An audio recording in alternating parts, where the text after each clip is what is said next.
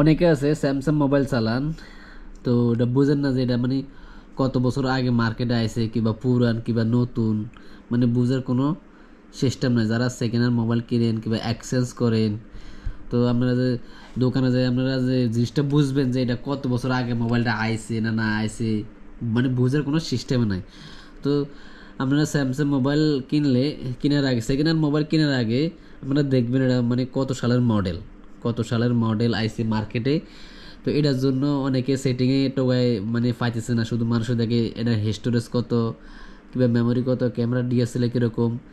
তো যারা এই ফাংশনটা শুধু স্যামসাংয়ের মধ্যেই আছে, আর কোনো মোবাইলে নাই।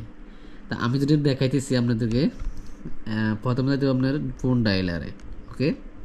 তারপরে আপনারা *12580*, ওকে, 369, তারপরে দেবেন আপনারা হ্যাশ।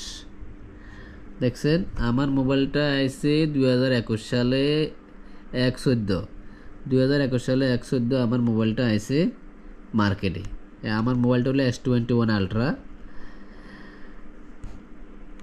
যাদের আমার এই ভিডিওটা ভালো লাগছে, লাইক শেয়ার কমেন্ট করবেন, আর অন্যদেরকে দেখার সুযোগ করে দিবেন। কারণ অনেকে তো স্যামসাং মোবাইল চালা, ফাংশন বুঝে না, কত সালে আইছে মোবাইল, কি 80 200